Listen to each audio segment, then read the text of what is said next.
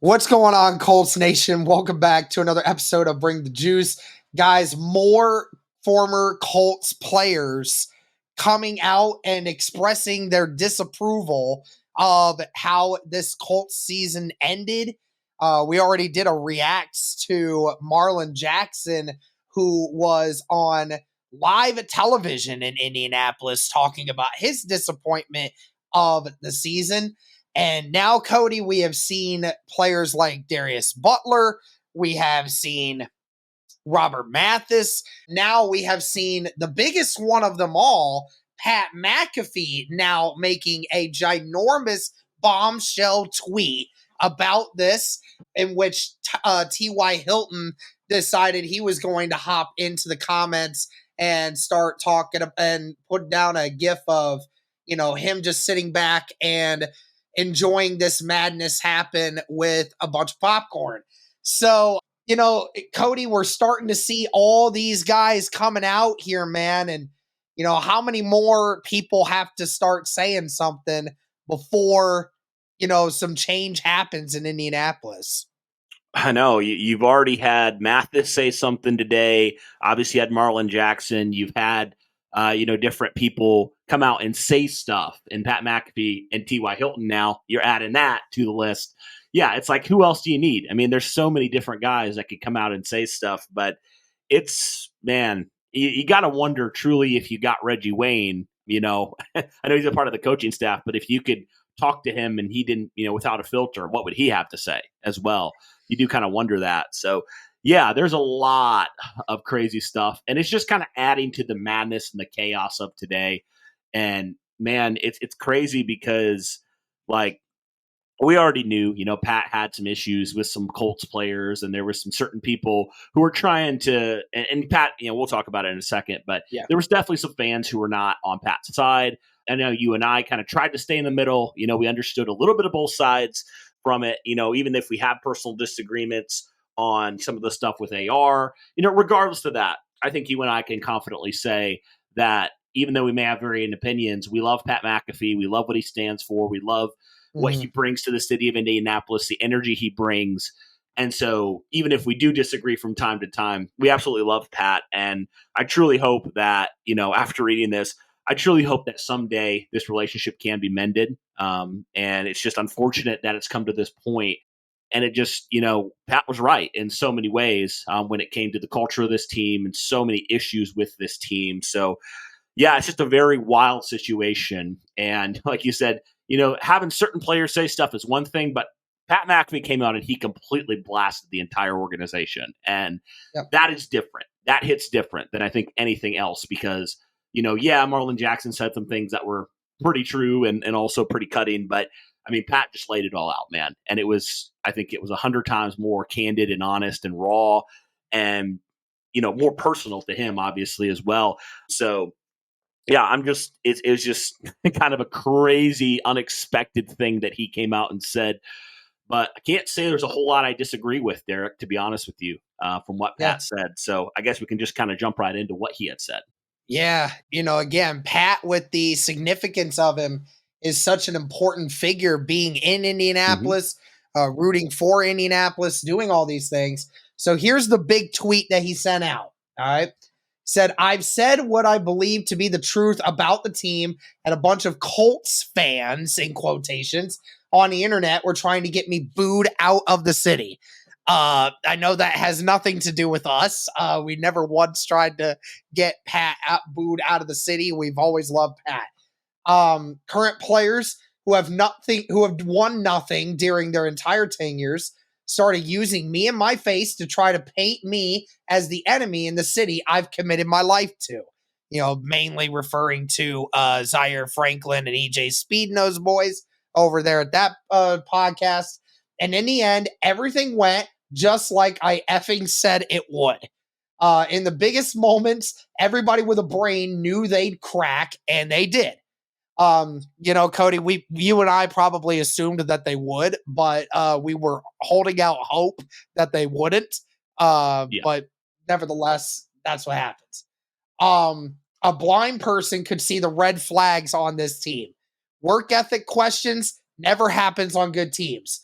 Preparation commitment questions never happens on good teams. Late to meetings never happens on good teams. Late to and skipping treatment never happens on good teams. The franchise QB tapped out of a game on third down in the red zone because he was tired. Never happened in the history of the NFL. That's literally the only thing you need to tell someone who knows ball, and they could tell you everything about this team. Hey, the franchise quarterback, who's a professional athlete getting paid millions of dollars and the face of a multi-billion-dollar franchise, tapped out of the game because he was tired in the middle of the season. Again, Cody, you and I have we have our reservations about this. I think a good chunk of people have said, like, Pat was wrong for how he said that Flacco was going to be the one to take the Colts to the promised land. And, he didn't. And maybe he took the tapping out thing a little bit too seriously. And yet he still kind of is in a way. I don't know. I feel like Pat's going to forever hold that against Anthony Richardson as long as he's here. Yeah, and to be fair, Derek, we weren't defending the fact that we believe that, that wasn't a good look, wasn't smart by AR, it was a very dumb mistake, and, he paid the price, honestly. Whether or not the Colts will come out and say it, I mean, AR was benched for 2 weeks, he had to sit, and to his credit, Derek, I mean, a 22-year-old kid, yes, he should have known better. But also, Derek, I mean, to his credit, he came back and he looked the part a little bit more, and it feels like he just started to do some of those things a little bit more. Again, we don't know if he's going to be the franchise guy, Derek. There's a very good chance he doesn't be. He isn't the guy. Like, there is a chance for sure. But from that standpoint, I mean, I understand. Like, you don't do that in professional sports, but I just think it's like to hold that over the kid's head. I just personally don't agree with that. I'm like, people make mistakes. Yeah, it's a bad PR look, 100%. The semantics of it are really bad, but I'm willing to move on and give him a second chance. And sometimes I just wonder, like, why are you continuing to hold that over his head? That would be the only, out of all of this, the only probably disagreement that I have. Yeah, probably. But again, I respect the heck out of Pat. Like, I don't want it to seem like, and we don't disagree that, it was a terrible look. Yeah. Like, you and I have constantly said that we can't justify it. Like, to say that we're going to forever call him a bust because of it. No, but yeah, it definitely is a PR look that, is that's never going to go away unless Anthony Richardson wins a Super Bowl.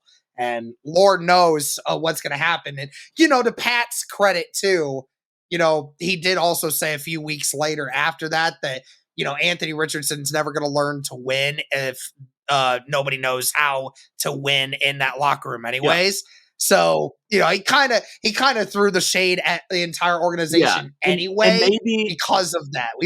That's what he's referring to here is like, that's a bad look. And it stems from how this organization is run. And he actually does hit that up here in a second. Yeah. He says, oh, wow, that team has no chance would be the immediate response. And to the surprise of nobody, that was the response by everybody who's ever played or / coached the game before. But Colts blogs and fans who have been covering the Colts since 2020 and more recent knew better than everybody, started personally attacking me and trying to kick me out of town. Again, you and I have our differences with Pat on certain things, but I hope he's not implementing that on us. Yeah.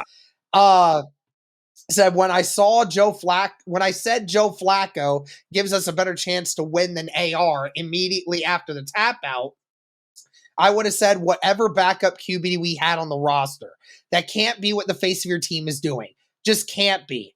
And to the bigger aspect of it all, somehow AR thought it was okay to do that and said that's a locker room issue. That's a culture issue. That's an indicator of a loser attitude radiating through a building that was built by greats. So implementing again what you were saying just a few seconds ago, yes, he was again saying that the feeling that AR felt like he could do that, it indicates that this regime just doesn't really have the right culture about it. So he said, I have no idea how they fix it. I don't think it's a light switch. All right, guys, we're going to become pros now, but maybe it is. But what do I know? oh, wait, how this was all going to work out, I knew that. Said, as a multiple year season ticket holder, not renewing, and someone who has actively daily attempted to be an additive to this beautiful city, I hope they become a good franchise again. This city deserves it. The OGs and the Colts building deserve it. Equipment managers, trainers, ticketing, PR, sales. And on the flip side, the players and coaches in that building deserve whatever happens to them. Your unwarranted arrogance, laziness, and lack of professionalism has led you to another early vacation, which is probably what most of you entitled bums have been hoping for. So I don't speak for the city, and I don't speak for all ex-Colts players because I was only a punter, nominated for the Hall of Fame 3 times now, but nonetheless, I speak from my own perspective. I've never seen a group waste opportunities, talent, and money more than this group. Cheers. So at the very end there, Cody, he said he's been a multi-year season ticket holder and he's not renewing. So you're quite possibly your most influential season ticket holder, a guy who probably spends over $100K a year, Cody, for that suite, that on the field suite that him and his friends camp out in throughout the season. That is no longer going to be a thing. And now one of your most loyal season ticket holders and one of the biggest media people, sport media people in the world, who also just happens to be a Colts fan, says that he's done with you, says that he is done with your organization. And think of just how big of a blow that is for this Colts organization. How are you supposed, like, that is such a huge hit to the PR department for the Indianapolis Colts in the worst way possible. Oh, man. Yeah, you're not kidding. And Derek, I have to be honest, how does Jim Irsay read that and not immediately clean house? Like, honestly.